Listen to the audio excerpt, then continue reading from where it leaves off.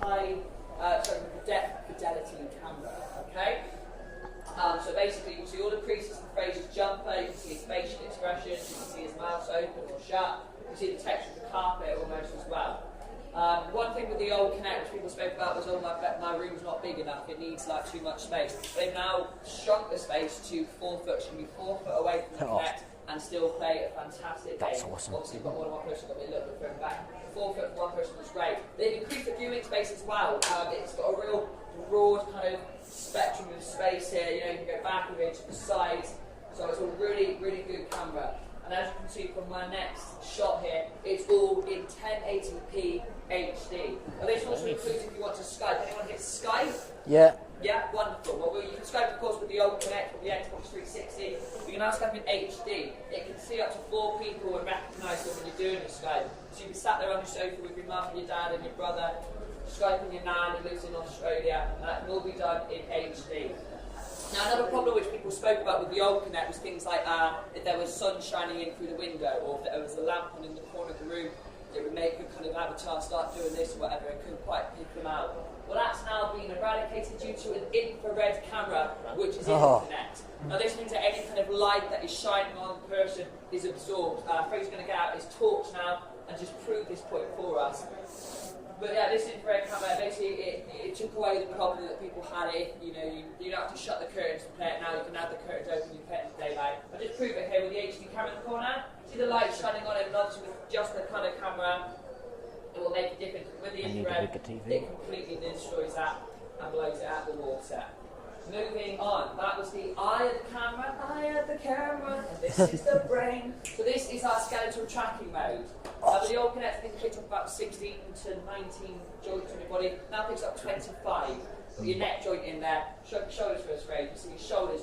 You've got individual fingers now as well, it can read as well, which is really great. And you'll see why when you play the game from there. Besides the skeletal mode, you've also got the orientation. So this is telling you what you're doing with the arm, whether you're twisting or turning. So it can read like the palm of Fraser's hand and back of Fraser's hand. So if you're playing a tennis shot, it can tell if you're putting topspin on it a lot better. If you're doing a bowling, it can tell you you're putting a bit of swerve on your bowling. But it doesn't just stop there with Block Man, there's even more. We've got our Muscle Man. Now with Muscle Man, the red points on the floor is showing you where the force is going into the floor. Red being lots of force, green being no force. So as it transfers its weight from foot to foot, you can see how it's changing. Now this is great for kind of like sports games and that exercise programs because it's able to tell how much effort you're putting in. Give us a few punches as well, please, Fraser. So a couple of punches, little punches, you've got little white circles, bigger, stronger punches, big white circles. And as I said, yeah, that's showing you how much force, it can tell you how many calories you've burned, how much extra, if you're punching a zombie, how many times you punch that zombie before he dies. You can tell that now, which is great. And then another beautiful fact of this is the heart rate monitor. Yes, that's right. Oh my goodness. So how does this work? The infrared camera and the colour camera is looking at Fraser's face and it's looking for colour fluctuations. Now we can't see this with the naked eye, but the camera can. So the blood is pumping around his face at a rate of knots or BPM, I guess, a beat per minute. There we are, we've got some numbers, so it's reading how fast his heart rate is going. Now this isn't kind of like NHS accurate, it's not going to be hospital groundbreaking just yet, but it's still a wonderful feature. Potentially in the future it can maybe match the vibration of the controller to your heartbeat, so as you get more scared or something, it's going to beat faster. Then the final thing, the final part of my demonstration, is the facial recognition.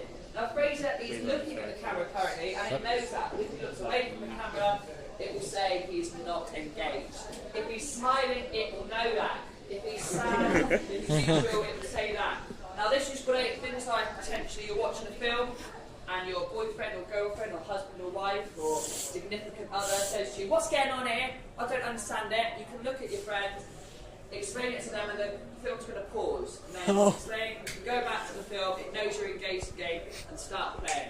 So the potential for this, and I guess the whole Xbox One and Kinect is built for the future, and actually it's a real quite exciting time. But then just take my word for it, please go into the gaming zone, try it out for yourselves, enjoy the day. There's Kinect Sports Rivals, one great Saturday. That's one thing I want to try out. On or off. You know, on through,